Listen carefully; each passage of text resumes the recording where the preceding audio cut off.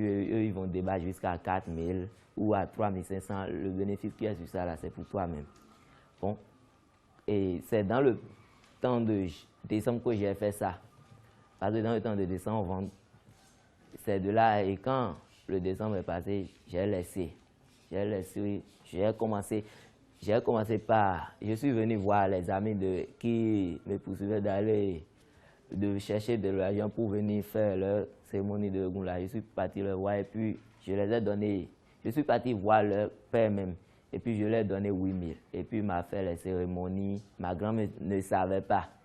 Elle-même ne savait pas. Et puis j'ai commencé par voyager. Moi aussi, je fais goût. Je vais à Porto-Novo, dans les grandes forêts. Je fais goût. Si tu rentres dans la forêt, tu vas voir des têtes humaines, des sangs humains qui sont partout, quoi. Si tu ne sais pas faire, ils vont te tuer là. C'est de là, moi aussi, je fais goût.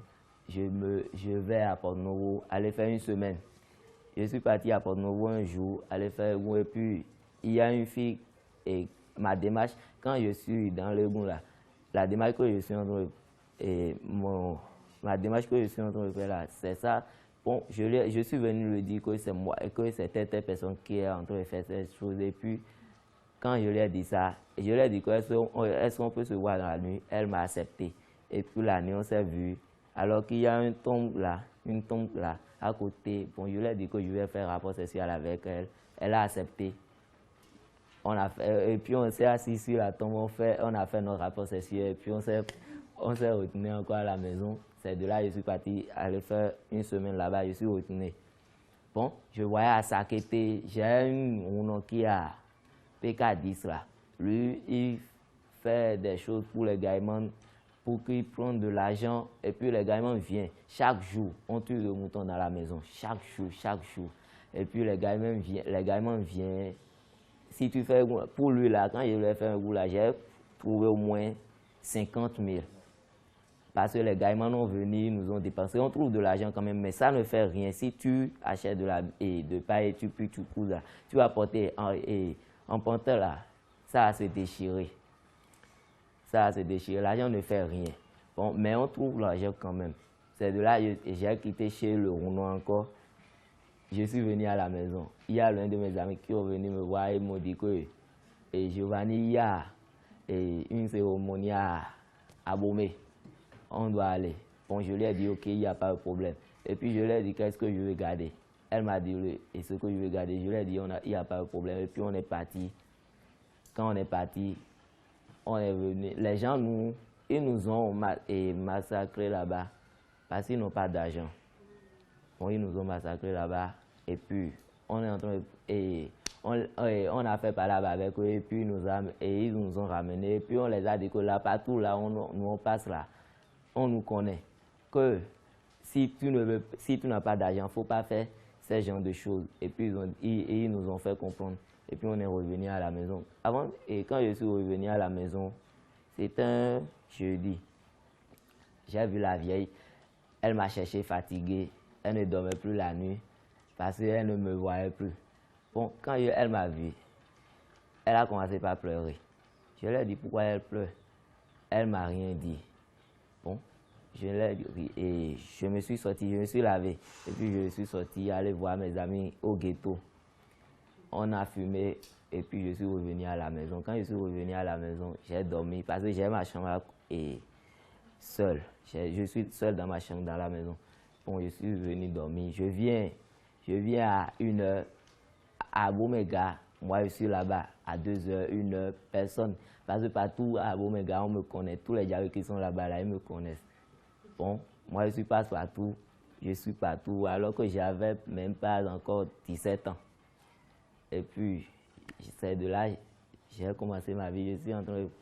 Quand je suis revenu à la maison, la vieille, alors quand je suis parti à Abomey, la vieille est venue voir Papa Djomingan. Et puis elle a expliqué le cas à Papa Djomingan. Papa Djomingan lui a dit que si je suis de retour là, que de m'amener chez lui. Et puis quand je suis revenu, ma grand-mère est venue me voir que je dois l'accompagner quelque part. Alors que je croyais que c'était chez mon père. Alors qu'un jour, mon père m'avait dit que je dois aller je dois venir chez lui et fréquenter chez lui. Bon, j'ai refusé parce que ma mère n'est plus avec elle et avec lui. Bon, j'ai refusé que je ne vais pas rester avec lui. Bon, mon père m'a forcé. Il est à Dekoumbé. Bon, il m'a amené là-bas. J'ai fui de là-bas à pied de Dekoumbé à Cotonou. Et puis il m'a encore ramené. J'ai encore fui. Je lui ai dit que si lui n'est pas fatigué, moi je serai fatigué. Mais je sais que c'est lui qui sera fatigué. Et puis il m'a laissé. Quand il m'a laissé, quand la vieille a dit que je vais l'accompagner quelque part, je croyais que c'était chez mon père. Et puis je sais que s'il m'a amené chez mon père, je vais encore me retourner. Et puis elle m'a amené chez papa John Migan un gros lundi. Elle m'a amené chez papa John Migan. Et puis papa John Migan, quand il m'a vu, il m'a donné des conseils. Bon, il m'a donné des conseils, il m'a bien accueilli quand même. Et puis il m'a donné des conseils. Bon, il m'a donné de l'argent et puis je suis reparti, moi avec ma grand-mère. Et puis ma grand-mère m'a donné des conseils aussi à la maison, que de ne pas laisser cet homme, qu'avec lui je vais aussi, que je trouvais, et que de s'accorder avec lui, que si j'ai besoin de quelque chose, de l'appeler. Bon, papa John Migan m'a dit de venir. Il m'a fait programmer, il m'a dit de venir. Et puis je suis parti chez lui, il m'a demandé qu'est-ce que je vais faire. Je lui ai dit la vitrerie. Et puis il m'a encore demandé, je lui ai dit la vitrerie. La troisième fois, quand il m'a demandé, il a appelé mon patron. Quand mon patron est venu, ils ont parlé, puis j'ai commencé. Quand j'ai commencé la vitrerie, je ne vole pas, je ne vole plus. Mon patron, la première fois, quand il voulait me frapper, la première fois il m'a frappé, ça m'a fait mal, tellement mal. Je voulais arracher la chicotte et le frapper, mais parce que moi, je n'aime pas qu'on me frappe. Avant, ils m'ont mis à l'apprentissage dans la mécanique. Quand le patron m'a frappé, j'ai arraché la lanière et puis je l'ai frappé lui aussi. Et puis j'ai laissé la mécanique. Et puis, comme mes amis ont dit que de ne pas faire ça, que de rester tranquille. Bon, je respecte bien mon patron, je ne vole pas. Si j'ai fait quelque chose de mal, mon patron me punit. Il me punit, bon, je ne dis plus rien. C'est de là, papa John Migan m'a dit que de commencer l'église. C'est de là, il m'a indiqué l'endroit à Maro d'aller et l'intercession le mercredi et puis le combat le samedi. C'est de là que j'ai commencé. Il a dit ça à mon patron. Et puis les mercredis et les samedis, je vais prier, je prie. Ah, ma mère aussi, elle ne demande plus d'après moi. Et puis un jour, ma mère a appelé. Elle a salué la grand-mère. Et puis la grand-mère, ils ont parlé. La grand-mère a dit que moi, maintenant que je fais la vitrerie, elle est contente. Quand elle est contente, elle a dit que de passer le voir. Quand je suis parti le voir, elle m'a donné des conseils que de ne plus laisser. Je lui ai dit, ok, il n'y a pas de problème. Et c'est de là, j'ai quitté chez lui, je suis venu à la maison. Et si j'ai besoin de quelque chose, je demande à papa John Migan, il me paie.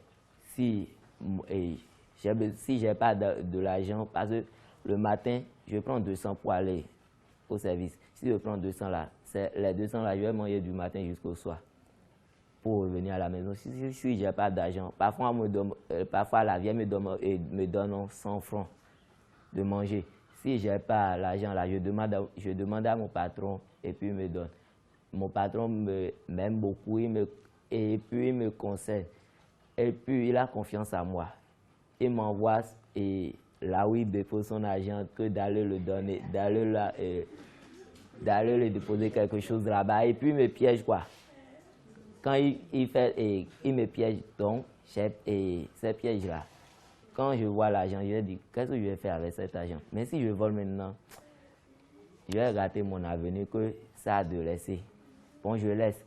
C'est de là, il a confiance en moi. Mais sous-patron vole ces choses et puis il a confiance en moi. Il me confie des choses. Il m'envoie au chantier. Jusqu'à un jour, il est venu témoigner de moi à papa John Migan. Ça n'a même pas encore fait un mois. Mon père, comme lui, il est chauffeur, il est venu dans notre vent. Il voulait travailler il a amené des bagages pour un gars dans le vent là.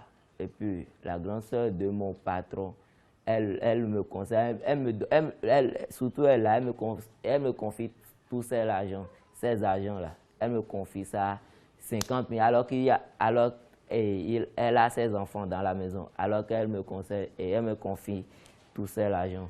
Et puis, la grande sœur me conseille, elle a confiance en moi, elle m'a appelé que de venir le faire quelque chose au dehors.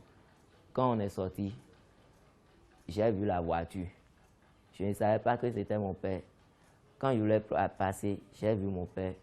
Bon, je lui ai salué. Alors qu'on s'est vu maintenant, il y a de cela 5 ans. Il ne demande plus d'après moi. Je lui ai salué. Quand je l'ai salué, il a baissé la tête. Il a honte de me voir en blouson.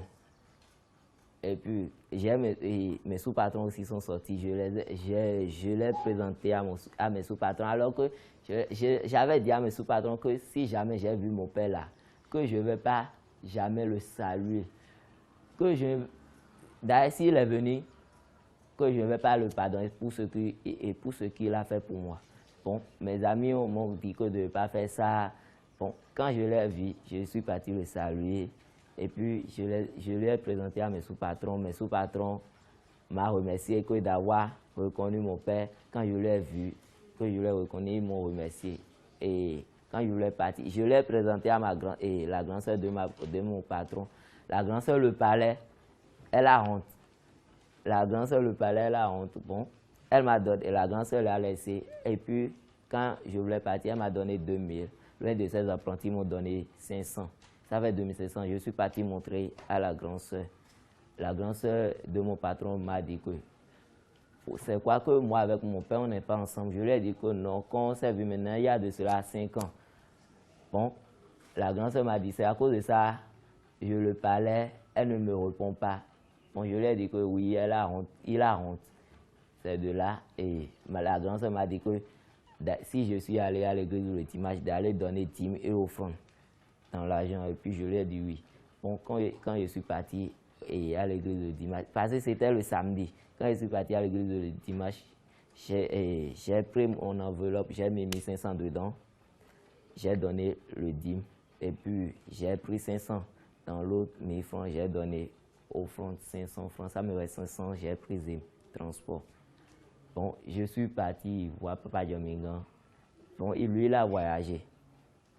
Un jour, j'ai fait faux malade, puis je suis à la maison, j'ai rien dit à Papa Djomingan. Quand mon patron, Papa Djomingan a appelé mon patron, et puis il a demandé d'après moi, mon patron a dit que moi je suis malade, qu'il n'a pas appris. Papa Djomingan a dit non. C'est de là Papa Djomingan s'est fâché contre moi. Et puis je suis venu le dire, voir que je suis un peu malade, que le lundi je vais commencer. Bon, on a déjà appelé mon patron et puis il a accepté. Et puis le lundi j'ai commencé le prix et le service. Mon patron, il m'envoie, le lundi en même temps, il m'envoie sur un autre chantier à Gondwana. Et puis, parce que mon patron, il a confiance en moi. Et puis, il m'envoie sur les chantiers. Alors qu'il y a mes sous-patrons qui sont là, il m'envoie sur les chantiers, d'aller le visiter, ça, d'aller le voir ça, d'aller surveiller les maçons pour qu'ils ne tâchent pas notre chose. Et puis, je dirige le chantier jusqu'à le chantier fini. Mon patron est venu témoigner de moi à Papa Djomingan que moi, je suis un bon enfant, Et puis, mon patron, il m'a encore montré un autre voie dans l'agriculture. Parce que lui, il ne fait pas la lui seul. Il fait l'agriculture aussi, laurier, plantation de laurier. C'est moi seul, parmi les apprentis et puis parmi ses enfants. Personne ne rentre pas dans son verger. C'est moi seul qui rentre dans son verger. Et puis, même s'il n'est pas à la maison, il m'envoie. Aujourd'hui, je ne serai pas ici. Je serai à Calavi, aller planter des lauriers pour quelqu'un. Bon, comme Papa Djomingan m'a demandé la permission, il a dit qu'on va rejeter ça après. Et puis j'irai et planter ça au monsieur. Bon, et c'est de là que Papa Djomingan nous a amenés ici. Et puis c'est pour faire notre témoignage, ce que Jésus a fait dans ma vie. Aujourd'hui, les amis de Egon qui me poursuivaient, s'ils me voyaient, il dit, Joanie, allons, on va aller faire Gounon. Je dis, non, que je ne suis plus dans cette affaire. Que maintenant, bon, j'ai 19 ans actuellement, que maintenant, c'est moi avec mon Dieu. Et puis, ça les a étonnés, la manière dont je m'habille. Quand j'ai commencé la vitrerie, la manière dont je m'habille, je ne reste plus à la maison, on ne me trouve plus à la maison. Si je quitte le service, je viens à la maison, je mange, je me lave, je dors. Si je quitte la maison, c'est aller au service, c'est ça ou rien. Et puis, il veut que... Quels que soient les problèmes dans lesquels tu te trouves présentement, je sais que tu peux résister.